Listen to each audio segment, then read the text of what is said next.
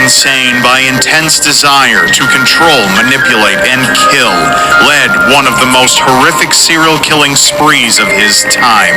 Today we discuss the Candyman, Dean Corll. Hi, I'm Candace, and welcome to my channel, Coffee and Crime.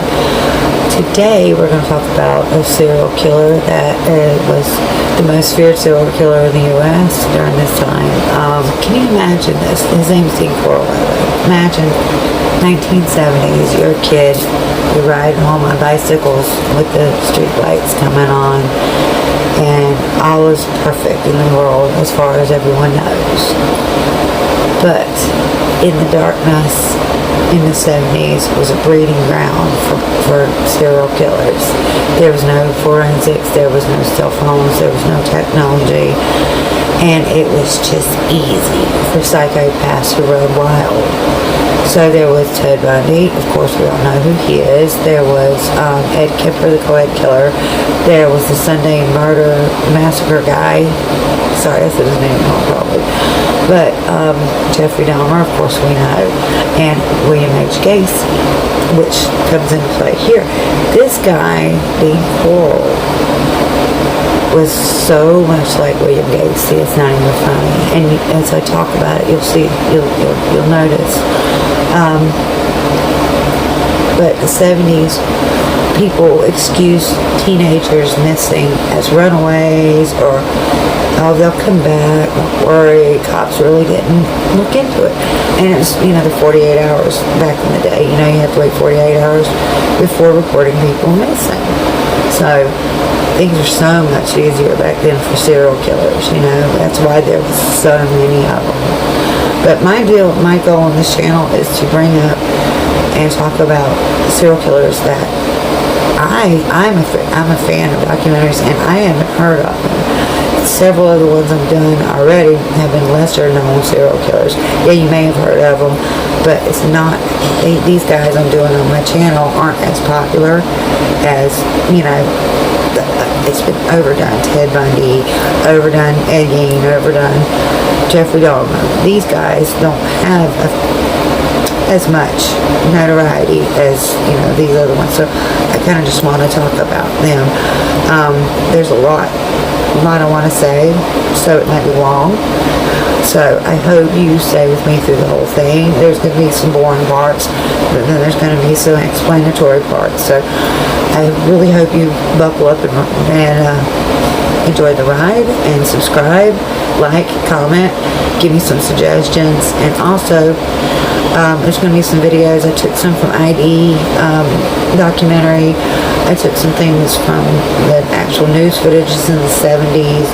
There's going to be some interview with Henley, Elmer, Henley, one of the accomplices, besides David Brooks, which David Brooks was a quiet, he didn't really talk, so until his death in 2020 of COVID. Really, I looked it up and I didn't find anything from him really. Maybe throughout the span of this I will, but there's a few things he told investigators, but not much. But mainly due to the fact that Dean Corll didn't live to make a confession and tell where any more bodies were, or what all he's done in his lifetime. He was 33 when he died, so I don't think that 3-year span of him knowing Henley and Brooks, that was all he done. I just don't see a serial killer starting like that. But anyways, and neither do investigators, because they're at his home. I don't know when the footage was. Like I said, I just stumbled upon them now. But they were looking through his yard to unearth bodies, hopefully to find victims and give families relief from their search, at least a little closure, because if I were them, I'd still be looking, and you need to know, so I'm going to show some footage from that, but like I said, I don't know what year it was. It didn't say in the video I recorded, but please stay tuned, watch everything. Hopefully you find some of it interesting, or most of it, or all of it, and I would love to hear, like I said, I would love to hear comments on it. But here's the video right now. Early morning rain forced Texas EquiSearch to hit the pause button today on the search for more of Houston serial killer Dean Corll's victims. We were the only station there yesterday as crews began digging in a Pasadena backyard. Texas EquiSearch says there could be up to 20 more victims out there. Hopefully they find out something and they can give the family closure, the family's closure. There's so many missing people with the MO that he had used. So I think they're trying to link it to him. So I pray, I hope that everyone, you know. Anyways, his name was, his moniker was Candyman or the Pied Piper, which I'm going to show you a video of a news crew walking around his neighborhood where the factory was that he worked, and it explains a little bit about it. But he also supposedly was very friendly and good with the neighborhood kids and handed out candy. But ulterior motives, you'll find out. Though, like I said, I'm just trying to skip ahead, and it was all jumbled up in my brain. I don't want to mess it up. But here's the video. The family business had moved to Houston Heights, where Dean became known as the Candyman and the Pied Piper, due to his habit of providing candy to the children in the area. It's not very long of a video. It doesn't say a whole lot other than, you know, why. I'm just trying to keep it short so I don't get copyright. But his mom ends up, after divorcing his dad, I'll talk about that in a minute, but they end up owning a candy factory, chocolate factory, like Willy Wonka type thing. He was born on Christmas Eve, 1939 on Christmas Eve. It's a standard trope in true crime lore that serial killers' depravity can stem back to when they're a childhood, like a childhood event or something the parents have done, childhood abuse, things like that. Actually, Corll wasn't abused. No traumatic events happened to him. And it's tough to pinpoint with him when his thing clicked, when it started, because the only thing that really, his mother was overprotective of her kids, especially him, so he was overly loved, and the father was strict disciplinary, like most fathers back in them days were. So at age 7, Dean was diagnosed with rheumatic fever. He was described as a shy and serious child who struggled to socialize, as it was. And that was only discovered in 1950 when they found out that Dean had a heart murmur. As a result of the diagnosis, doctors instructed him to avoid PE and school sports. And this exclusion further isolated him from his peers and hindered his social development. He also had spina bifida. Mild form of spina bifida was noted in his medical exam, which may cause lower back pains, and it may not have produced any. It may not have even been symptomatic, as far from what they say, but who knows?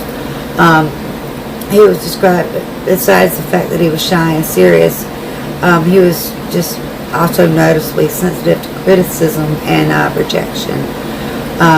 He had a desire for connection. Despite his shyness, he displayed concern for others' well-being and feelings of other children. So he had empathy. However, the lack of a supportive and nurturing environment, combined with his parents' frequent arguments and eventual two divorces, meant he struggled to form emotional connections and empathy, contributing to later personality disorders. The combination of his medical issues, social awkwardness, and an unstable family life resulted in significant isolation. This early isolation and feeling different were believed to contribute to his adult desire to interact with young boys, essentially trying to regress the lost teenage years and exert control he lacked in his own youth. It is believed that any strong emotions such as anger or sadness regarding his parents' multiple separations were pushed inward, increasing the risk of the psychological and behavioral problems that manifested in his adult life. And there were early signs of trouble in behavior, including reported fascination with violence and cruelty towards animals, Although information on his earliest years is sparse, he was never caught, and he was never interviewed. So ultimately, they suggest while not every child experiencing issues becomes a serial killer, the combination of Corll's unstable childhood, social isolation, and potential for an innate lack of empathy created the conditions for his violent tendencies to escalate. So I thought there was no problems until I dug a little deeper. Now I realized he did have some problems. So, and it all stemmed, I guess, from the getting sick. And so yeah, there was issues that I didn't know of. Like the parents got a divorce, and then they remarried again. They got back together, and then they divorced again. But I'm going to talk about all that. I'm skipping ahead way too much. I've just been wanting to do this documentary on him for a long time because he's interested me. Actually, when I started the Israel Keys one, I already had half of it, recorded and done, and I stumbled upon him by reading some articles. And I actually been wanting to do him before, but I got to finish what I started, so I did. So Dean Corll, like I said, he was born in 1939 in Fort Wayne, Indiana. His parents reportedly never had a happy marriage. They argued often, but as far as anyone could tell, there was nothing particularly unusual about fights. Like the dad wasn't violent. There wasn't, physical abuse going on. They just didn't get along. Corll's father was also known to a strict, like I said, he was strict, but like I said, he never abused them or did any abnormal punishments or anything. So that normal for the 40s. And like I said, he was mom's little boy. She doted on him. She loved him. But they first divorced in 1949, and then, like I said, they remarried in 1950s again. This time their marriage, they re-divorced after only 3 years. In school, Corll was reportedly a well-behaved yet solitary young boy. His grades were apparently decent enough to escape much notice. He was under the radar. No one paid attention to him. He occasionally dated girls from school and out of the neighborhood. Not only was he dating girls from the neighborhood, at one point he had gotten proposed to by one of the girls that he was dating, and he turned her down. But besides that, he was a good boy. From what a relative had said in 1973 in an interview, she had never even seen him with a cigarette. He just normal kid, no issues, just a real good kid. The kind of guy that always tried to go out of his way to help others and do for people and make the best of every situation. Just all around good person. So how did this seemingly normal American boy in the 50s become the serial killer known as the Candyman in the 70s? Yearly, the nexus between these two personalities appears to have been the mother's candy company. In the mid-50s, Dean's mother and stepfather started a candy company called the Pecan Prince. From the very start, Corll played a crucial role in the company, while his stepfather sold the candy on the sales route, and his mother managed the business side of the operation. Corll and his brother worked the machines and were hands-on. They produced the sweets. By the time his mother divorced her second husband, Corll spent several years working at the candy shop. At some point, Corll briefly returned to Indiana to care for his widowed grandmother, but by 1962, he was ready to come back to Texas and help his mother with a new venture. He revamped the business, the factory, and named it the Corll Candy Company. It was located in Houston Heights area, and his mother named Dean the vice president. Although Corll was drafted into the U.S. Army in '64, he only served about 10 months. He successfully applied for a hardship discharge after explaining that his mother needed his help for the company. And so for several more years, he continued to work at the candy store. He stayed with his mom. However, Corll's involvement at the candy company wasn't as wholesome as it seemed. There were ulterior motives. He started putting out signs that he was interested in underage boys. And that, there's always signs. There was a teenage boy who had worked in the factory, and Corll had made sexual advances towards him, and when he went and reported it to his, Corll's mother, instead of her being sympathetic and, getting onto her son, she instead fired the accuser and just wrote it off like nothing even happened, just ignored it. She didn't believe the kid.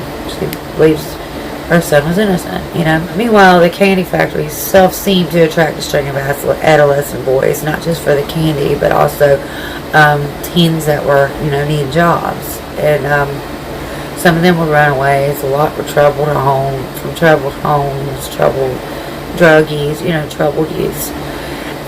Corll quickly developed a rapport with these teens. They all loved him, they thought he was the coolest thing ever and became friends. In the back of the factory, Corll even installed a pool table where company employees, for the employees and their friends,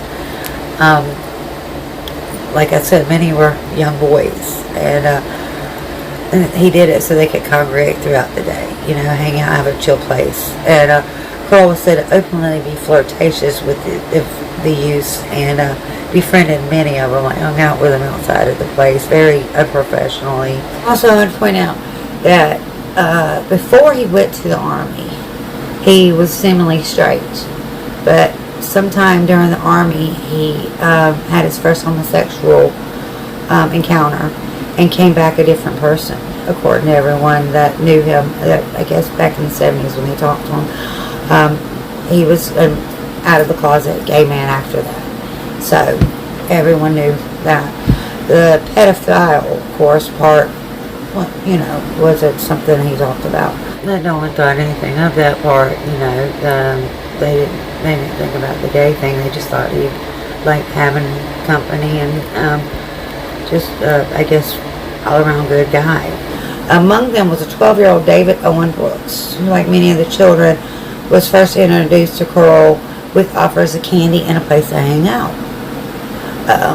But over a period of 2 years, Corll groomed Brooks and slowly but steadily gained his trust. By the time Brooks was 14, Corll was regularly sexually abusing him and bribing him with gifts and money for his silence. The things took an even darker turn not too long after that. As Dean Corll abused Brooks, he was also the lookout for other victims of rape and murder. He would use Brooks to lure young men in, saying like, "Come on, let's go to my friend's house and let's have a party. Let's go smoke some weed. Let's go get drunk." Things that a 14-year-old would be like, "Yeah," He killed his first known victim, Jeffrey Conan, in September of 1970. By this point, Corll's mother had divorced her third husband and moved to Colorado, and Corll had stayed behind in Houston because he found a job as an electrician. And Corll, now in his 30s, he moved into his own apartment, and he wouldn't stay there for long. During his vicious crime spree, he moved frequently, sometimes staying in one spot for just a few weeks. When Corll murdered Conan, he was living in Houston's Harold Turboff Apartments. Corll came across this 18-year-old hitchhiking to his parents' home from the University of Austin and offered him a ride. Instead of dropping the young man off, Corll bound and gagged him, sexually assaulted him, and then strangled him to death. That reminds you of Gacy right there. Some things he did. Just a few months later, in 1970, in December, Corll abducted 2 more teenage boys and tied them to his bed in his home. He was in the process of sexually assaulting the boys when Brooks suddenly walked in. Corll initially told Brooks that he was part of a gay pornography ring and that he had been sent into California.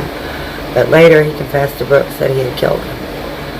To buy Brooks' silence, Corll bought him a Corvette and offered him $200 for every boy he could bring to him. And Brooks just apparently agreed. One of the boys Brooks lured to Corll's lair was Elmer Wayne Henley. But for some reason, Corll decided not to kill him. Instead, he decided to groom him and get Henley to participate in a sickness scheme, just as he did with Brooks, feeding him the same line about gay porno trafficking and sending the kids to California. And Eventually, though, he told Henley the truth as well, and he offered him, a cash reward for $200, for every victim he found. Henley later supposedly told the interviewer that he told him he would pay him $200 for every boy he could bring him, and maybe more if they were extremely good-looking boys. Problem is, Corll usually only paid the boys just $5 or $10. He didn't even keep his word about, how much he was going to pay him. Henley had insisted that he only accepted the offer because of his family's hardship. But even when he was paid far less than he had hoped, he still didn't back out. He seemed almost flattered to be included. And supposedly, he had turned down the offer several times before he decided, I guess something bad had happened financially with his family, then he decided to join. But like I said, even with financial, he was lying about the money he was going to make. He still stayed. So, and I think he started actually enjoying his participation in it. Together, Brooks and Henley would help the Candyman killer abduct at least 28 boys and young men, ranging in the ages between 13 to 30 years old to 20. Sorry, not 30.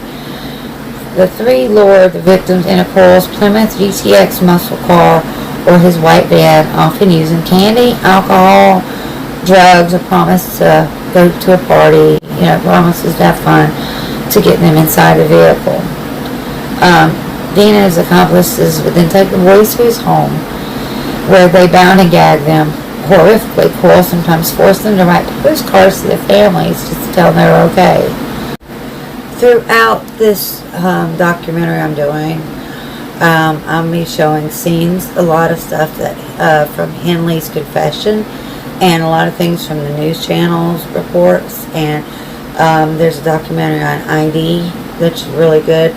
If you'd like to watch anything other than this, the ID channel's got a lot of amazing stories on serial killers, where I get a lot of my information from when I'm doing these. So if you're interested, then there's books out there. There's all kinds of things about Corll that just recently started coming out that I just found. So, but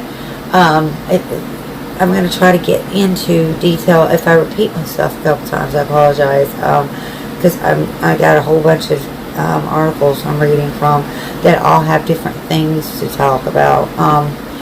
But each victim would be tied to a wooden torture bed, and I'll show a picture of that. Beaten and brutally raped afterwards. Some of the victims were strangled to death, while others were fatally shot. I guess it depended on what he felt like doing at the time. Every boy brought back to Corll was murdered, with Brooks and Henley actively participating in these crimes. Brooks would later describe Henley as being especially sadistic. That's why I said earlier that it seemed like he enjoyed his participation, which is probably something Corll caught on to when he was going to initially rape and kill him. He changed his mind. He could see something in him. Maybe he saw himself in him. I don't know. So, you know how one serial killer can spot another, I'm sure. So, sorry, I'm looking down. I put everything in my tablet right here. I'm trying to, anyways, despite the fact that many of these boys had families who were actively searching for them after they vanished, Dean continued his grisly crimes for 3 more years. But how did he get away with it? Why the police failed to solve the Houston mass murders? That's what they called them. His crime spree was the Houston mass murders. So, one of Corll's victims, Mark Scott, was 17 when he disappeared in April 20th, 1972. His frantic parents quickly reported him missing after calling classmates, friends, neighbors to see if they knew where he was. Whenever no one knew, they notified the authorities. A few days later, the Scott family received a postcard that was supposedly written by Mark. The letter claimed he'd found a job in Austin that paid $3 an hour, and that all was well with him. He was doing good. But the family, they didn't believe their son would just suddenly leave town like that without saying goodbye or anything. So they immediately knew something was terribly wrong. But like many family members of Dean's Corll's victims, they received little help from the Houston Police Department. Probably looked at him like, they saw the postcard and they believed what was written on that. But you know your son, you know your child more than anyone else. I camped on the police department door for 8 months, said the grieving father of Everett Waldrop, as recorded in the book Harvest Horror, Mass Murder in Houston. That's a book to read about him. But all they did was say, why are you down here? You know your boys are runaways. Back then, runaways was, it happened all the time, and that's why a lot of teenagers went missing back in them days and weren't looked for because they were labeled as runaways. Typically, both of his sons, 15-year-old Donald and 13-year-old Jerry, were killed tragically. Tragically, both of his sons, 15-year-old Donald and 13-year-old Jerry, were both killed by Dean. In Texas in the early 70s, it wasn't illegal for a child to run away from home, so the chief of Houston Police Department claimed that there was nothing the authorities could do to help these desperate families. That chief would later be voted out of office in the first election that was held after Corll's murders became known to the public. He lost his job. By then, however, it was too late for Dean Corll to face the wrath of his victims and his loved ones. Now, I'm going to do a brief little, let you know the victims' names. It's a lot. The ones that they found, that if I repeat some things, please forgive me. I'm just going to try to be as detailed as possible so that you can get in the mind of whoever I'm talking about at the time. Here's a picture of all his victims that they found so far. So before I get into the list of his 28 victims and details about them, I'm going to go ahead and talk about his methods. Trigger warning. It's terrible.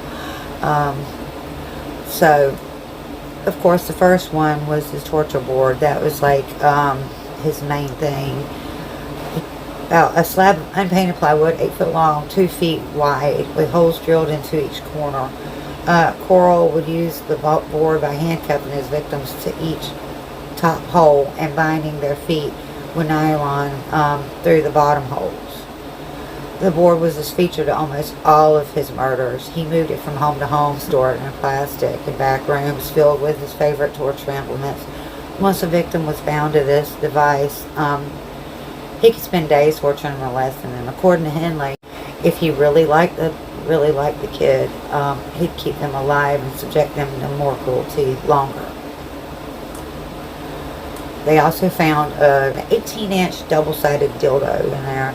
The dildo was left casually upon a workbench. Henley spoke at length about the torture that Corll exacted to the teenage victims, but he never mentioned whether Corll used the sex toy on himself or his victims. The imagery is jarring. Either way. One of his rumored methods was the roving torture van. The large white van was outfitted with multiple pegboards drilled with holes that played host to the nylon cords and handcuffs in a similar fashion to his torture board, so he could torture people on the go. Not much was known about the van other than he used it to pick up the boys he kidnapped and also dispose of their bodies once done, but before his murder spree. But he was known to invite neighbor kids near the candy factory to the beach for picnics in the van, which was outfitted in carpet and had a television in it. He used handcuffs. He used the handcuff trick to get his victims ready for the kidnapping. I think kind of like Gacy. One of the darkest coincidences is that they both once shared the handcuff trip. So not only was the crime similar, but like some of the methods of torturing them was too. But to perform the trick, Corll and teenage Hopper Wayne would lock themselves in a pair of handcuffs, keep key in their pockets, and then pretend they got out of the cuffs without any help. then, they would convince their victim to try it themselves. And then, of course, they were stuck. And they couldn't escape, and then they were taken to Corll's torture room. Oh, and another thing, he would meticulously pull out his victim's hair.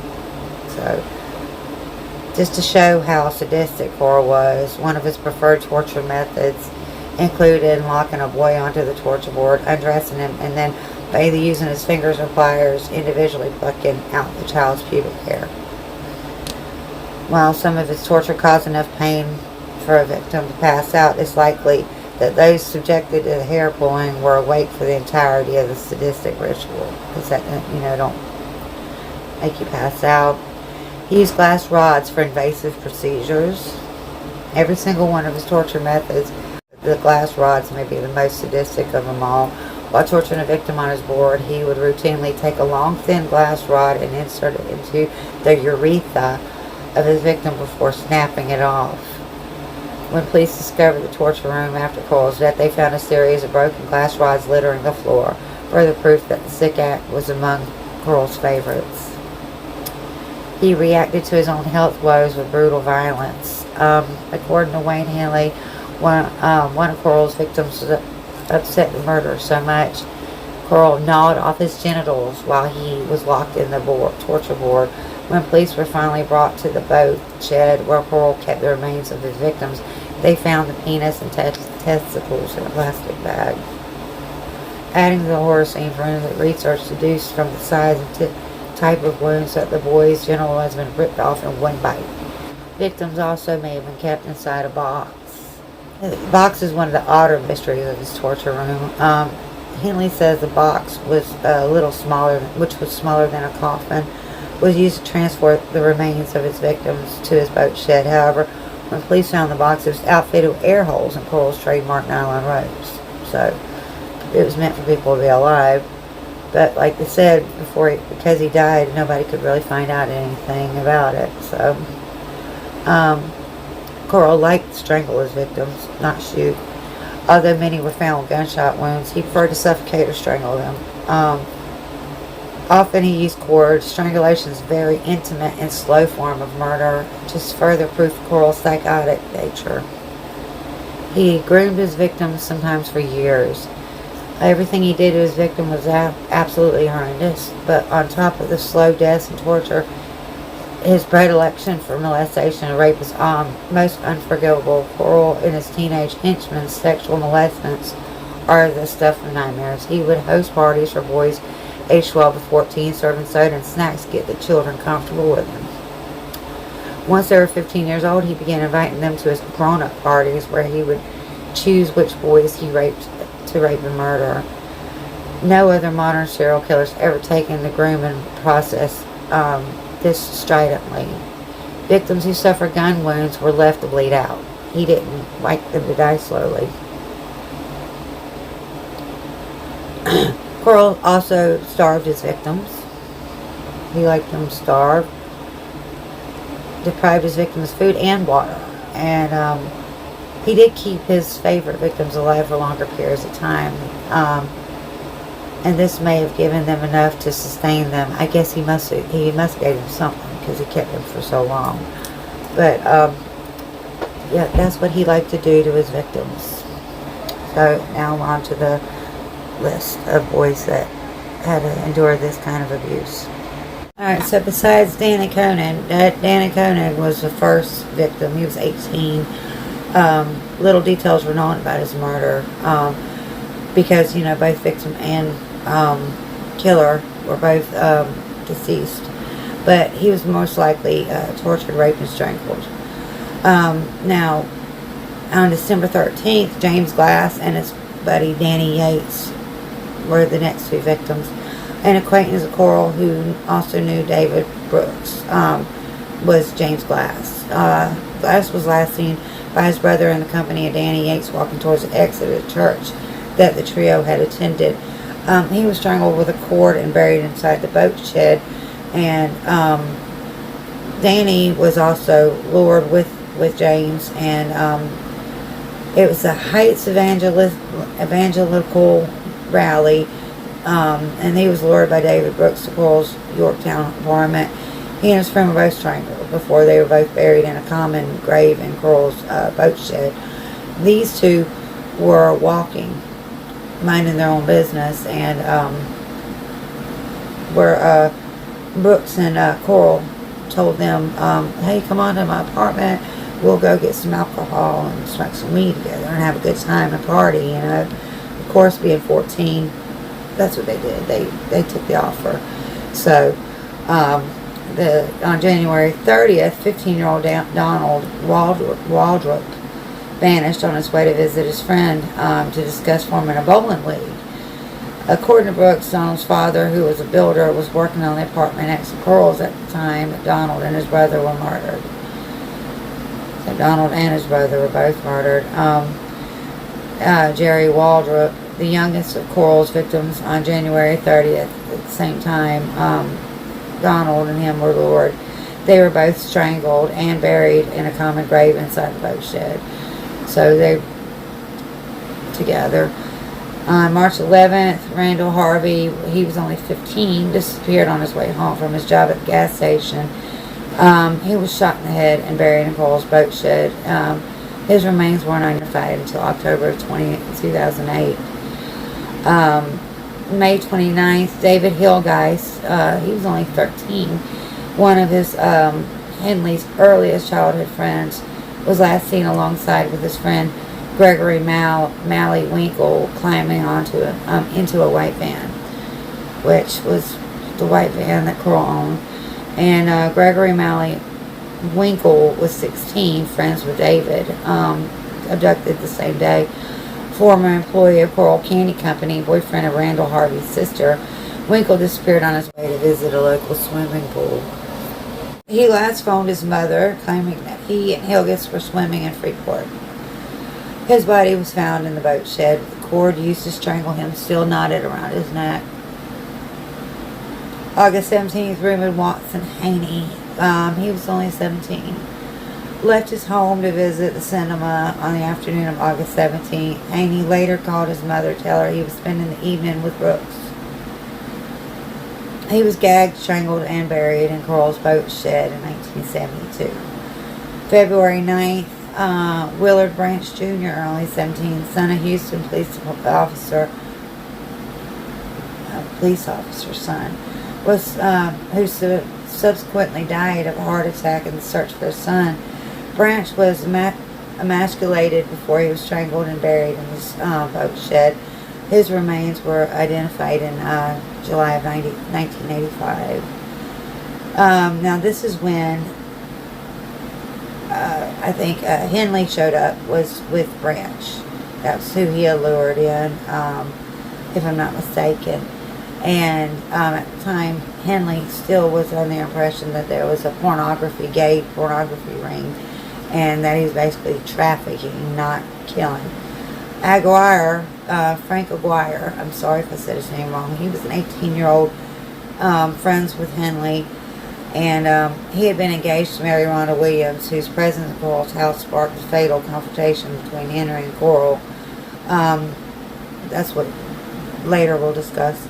But he was strangled and buried at Highland Island Beach.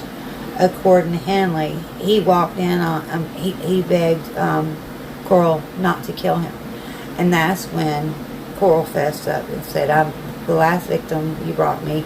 I did the same thing too. I raped and murdered him, and that's what I'm going to do to him. And then offered him the same deal he offered Brooks. And like I said, Henley debated on it. He thought about it for a while, and he turned his offer down at first.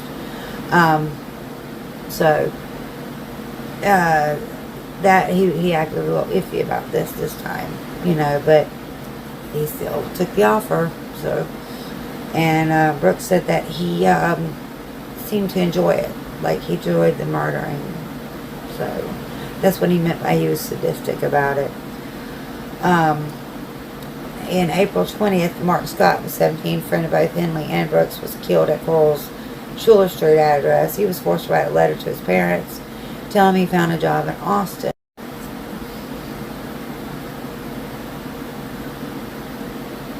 According to Henley, Scott was strangled, buried in the High Island, buried at High Island.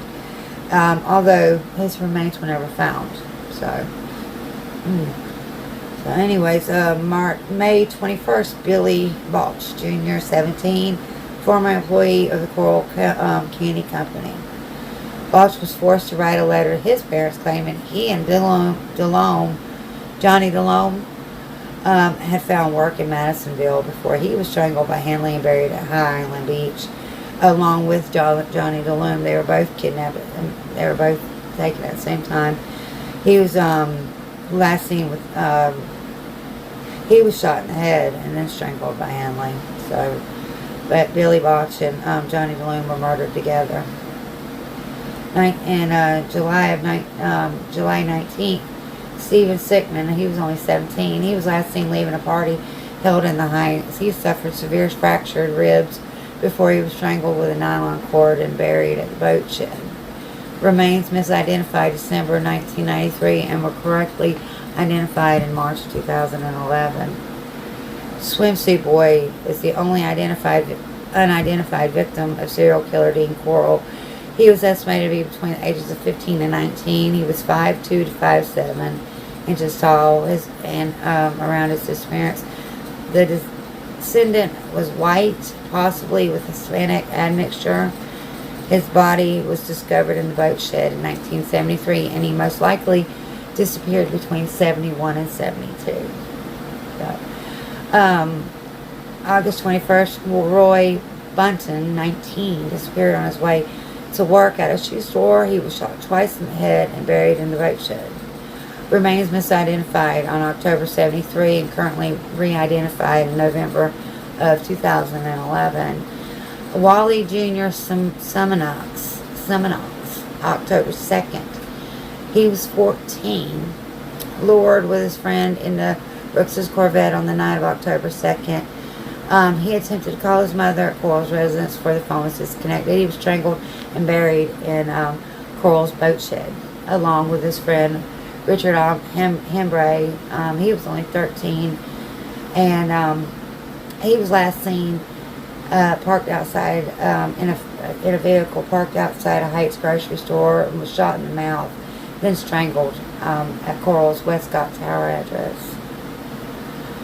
November 15th, Richard Kettner, he was 19, vanished on his way to call his fiancée from a payphone. He was strangled and buried at High Island Beach. Remains were identified on September of '83. February 1st, Joseph Lyle, 17, an acquaintance of Corll, lived on the same street as Brooks.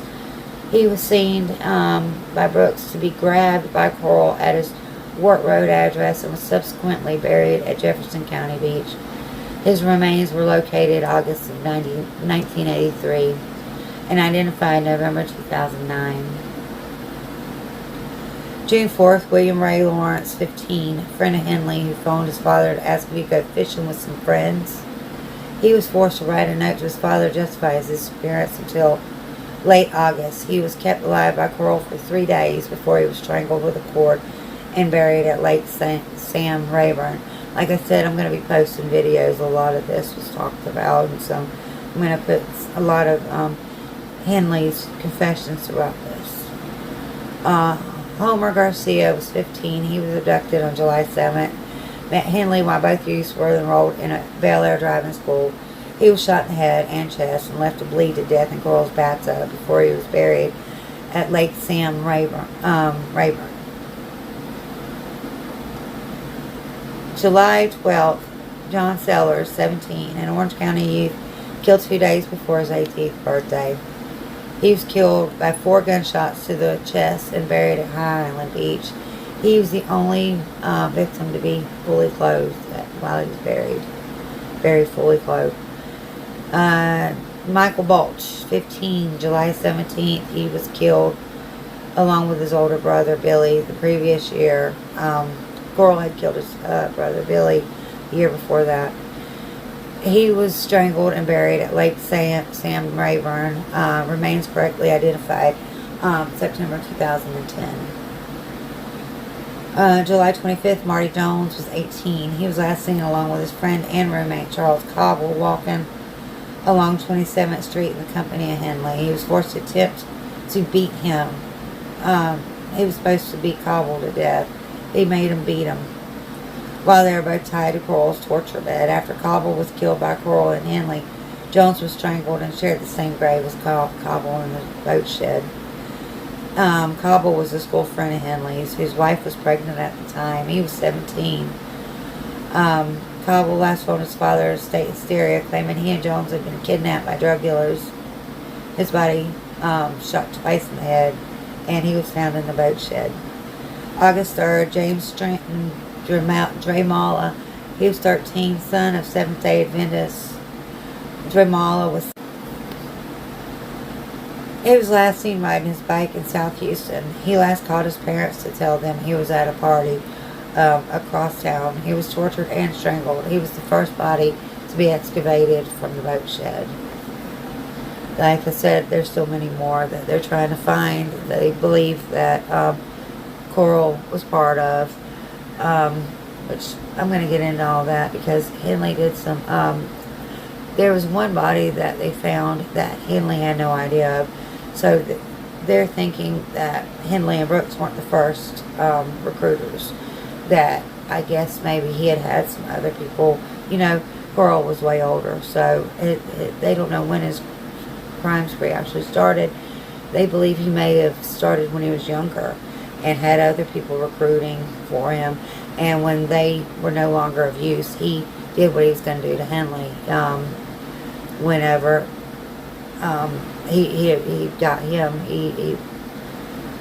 I haven't told that story yet, but that's at the end of it. He got tired of him. I think he was going to kill him because he messed up, and like I said, he outran his usefulness to him because Henley abducts these other two people that he didn't want to die, and he went against Corll's wishes. So, but I'm going to talk about that in a minute after I'm done with everything else. So after 3 years of running rampant in the streets, killing all these people, 28 known murders so far, Dean Corll turned on Elmer Wayne Henley on August 8, 1973. On that day, that what I was just talking about, he had lured two teens, Timothy Curley and Rhonda Williams, to Corll's home, which he wasn't supposed to bring Rhonda. He was just luring Timothy, but something happened. I guess Rhonda was leaving, and he didn't think it'd be a problem to bring him with him. You know, he honestly didn't think there'd be an issue. But while Henley had intended to introduce Curley to Corll as a potential victim, Williams threw a wrench in his plans. She was one of his friends. I guess he was on the way back to his place when he heard a commotion at her house and thought that she had been beaten by her father. So Henley brought her along, seemingly assuming that nobody would die that night. Instead, Corll was furious, and when they all walked in, he was furious. He told Henley he'd ruined everything by bringing a girl into his house. The serial killer soon calmed down, though, and Henley, Curley, and Williams drank, smoked, huffed paint for a few hours before they passed out. When Henley woke up, he discovered he was tied up alongside Curley and Williams. Corll was screaming at Henley while waving his .22 caliber pistol. "I'm going to kill you all, but first I'm going to have my fun." In response, Henley pleaded with Corll to untie him, saying that the two of them could kill both Williams and Curley together. Eventually, Corll did free Henley and brought Curley and Williams into the bedroom and tied them to his torture board. In doing so, however, Corll needed to put his gun down. That's when Henley decided to grab the weapon and put an end to the disturbing murder spree for good.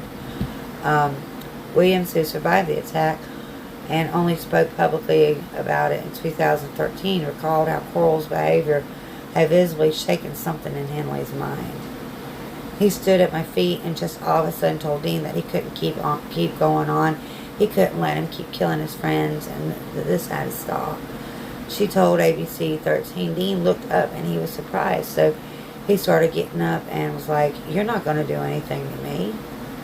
Then without any word, Henley just shot him 6 times, killing him. And with that, the Houston mass murders finally came to an end. After killing Dean Corll, Henry quickly called the police to confess what he'd done.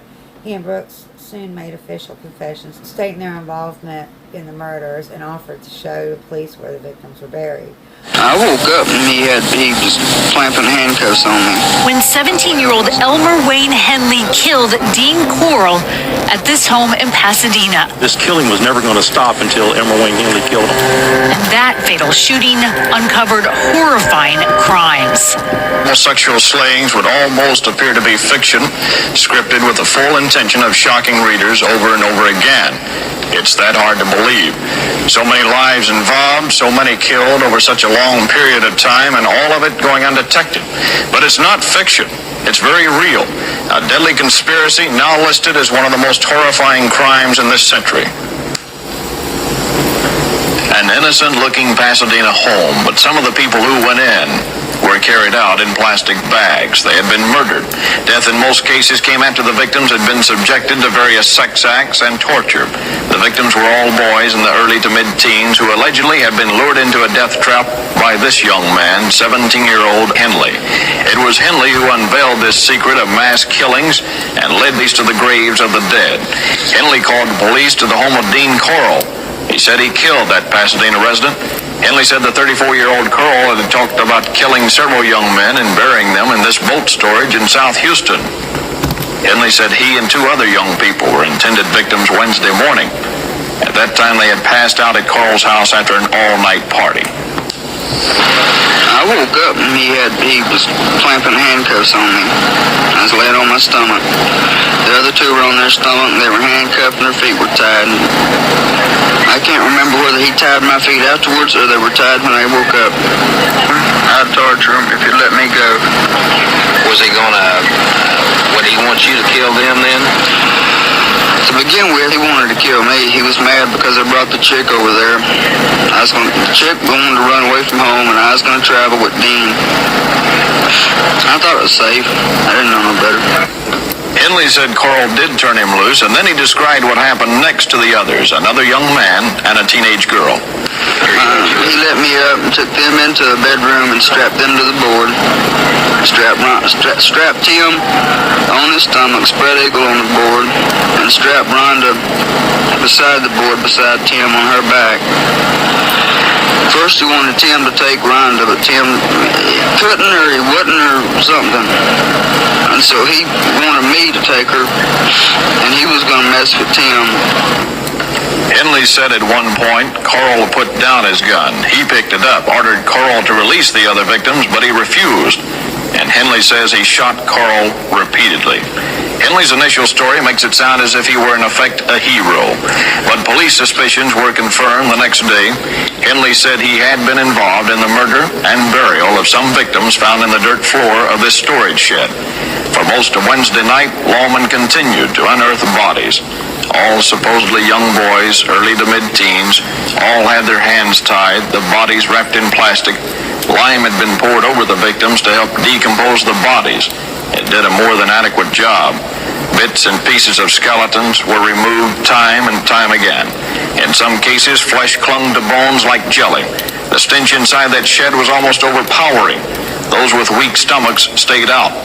Just before closing down the digging operations for that night, a lieutenant in the Houston Homicide Division talked about the victims, and he talked about the killers.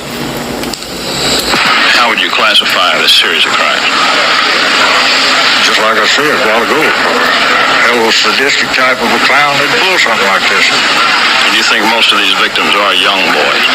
I'm pretty reasonably sure they are. The reports that we have, missing persons, are all a bunch of kids, 13, 14, 15 years old.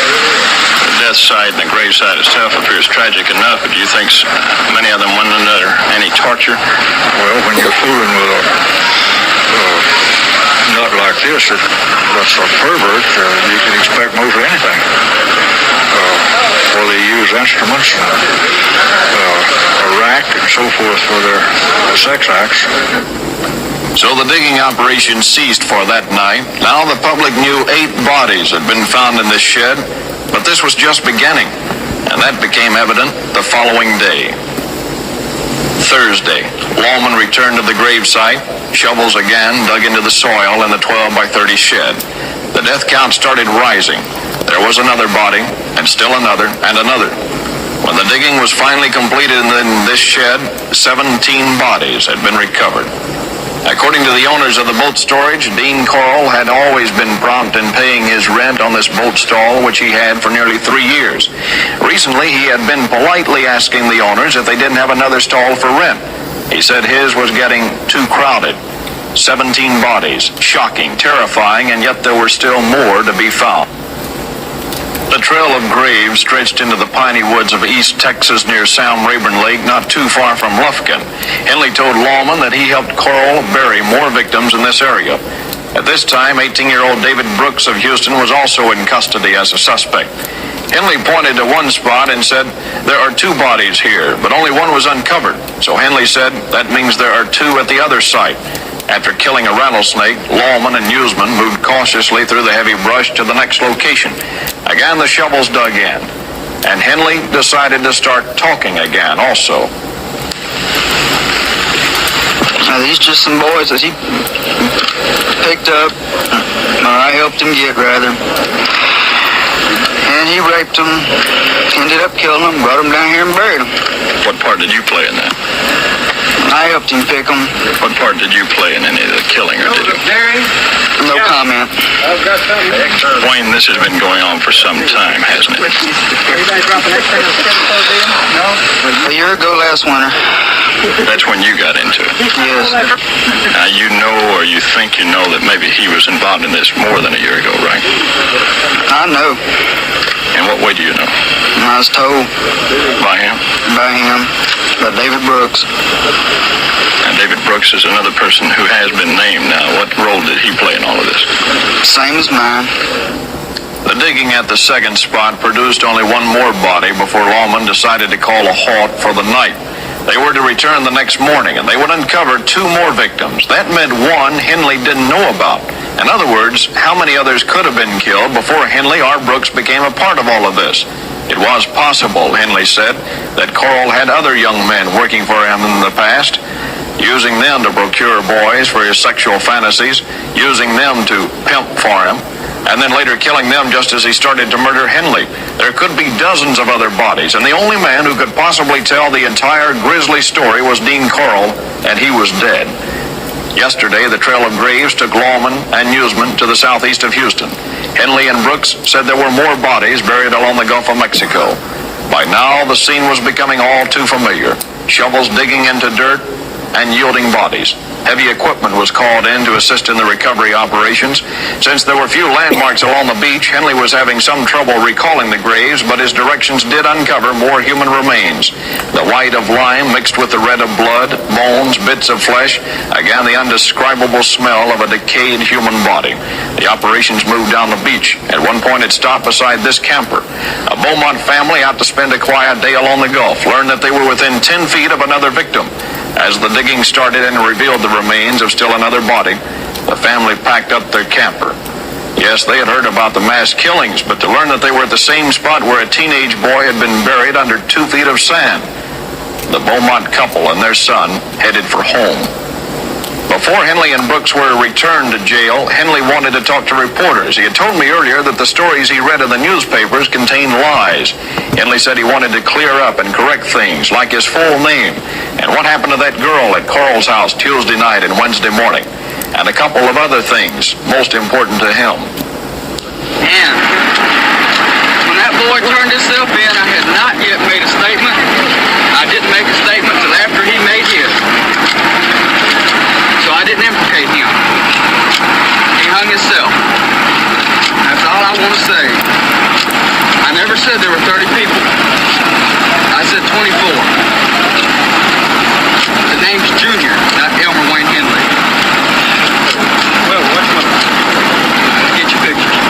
Police didn't find the remains of the 28th victim until 1983.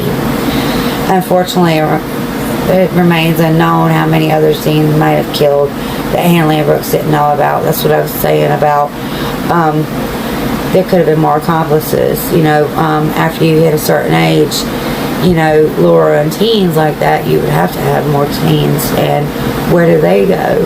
So if in 3 years he killed 28 people, how many people did he really kill? It's crazy to think. It's very crazy. Ultimately, Henley was convicted of 6 murders, sentenced to 6 life sentences for his role in the crimes. Brooks was convicted of 1 murder and received a life sentence as well. Since then, both men have been described as serial killers as well for their involvement in the Houston mass murders. In the past decades, Henley has remained a controversial figure, from creating his own Facebook page to promote his artwork from prison. He has drawn outrage from many who are furious at him for his crimes. Shockingly, he has also spoken out in a number of interviews about the Candyman killer, one in which he said, "My only regret is that Dean isn't here now, so I could tell him what a good job I did killing him." Elmer Wayne Henley was later portrayed in the 2nd season Netflix serial killer drama Mindhunter. His character was played by actor Robert Armanio, best known for his role in Game of Thrones, HBO's Game of Thrones. But Brooks lived a far quieter life behind bars. He regularly refused interviews, and he chose not to correspond with Henley often. Brooks died in prison of COVID in 2020. As for Dean Corll, his legacy remains as infamous as ever, and he's remembered as one of the most notorious serial killers in Texas history, and many who knew him probably will forget that they ever did. Like I said, it's crazy. It reminds you, so many serial killers. Could be the guy, the man next door. He's known for being an all-around good guy, giving neighborhood kids candy. Everyone seemed to like him. Like I said, there was no traces back to his childhood. There was no mental illnesses. Nothing. There was no signs. That's more scary to me than like the last guy, born and raised in a real extremely religious background, where his mom kind of was a little, like Gabe Gein's mom was, real religious. It just makes you wonder what happened to twist his mind and made him this way. Was he born that way? I'd have been born that way. And he was only in the military 10 months. So, it just makes you wonder what happened. So, and that's what's really interesting about this to me, is trying to figure out what started this and where it came from. A lot of the serial killers have a moment in their lives where they realize something was wrong. The fact that he's dead and can't speak, we can't really pinpoint what it was anyway. And I'm pretty sure he didn't talk to these kids about it, so they can't give any insight as to where this began. And we don't know when he started killing. We don't know anything about him. The Houston Police Department faced heavy criticism for initially dismissing reports of missing boys as runaways. As we talked about before, the commissioner was fired after all this came to light. And they failed to allocate adequate resources to these cases, which allowed Corll spree to continue for longer than it really should have been nipped in the buds if they put 2 and 2 together. Elmer Wayne Henley was never tried for Corll's death. It was ruled self-defense, of course it was. And the efforts, the victim identity efforts are still going on. As of 28 known victims, 27 were identified over the years. Like we said, there was one that they found, the 28th one. But that was, he's known as John Houston Doe. They released new facial reconstructions recently, as of 2023, which I'm going to show that in my video as well. The case has been revisited in several documentaries, including the 2025 investigation discovery series, The Serial Killer's Apprentice, which features interviews with Elmer Wayne Henley Jr. for the first time in 50 years.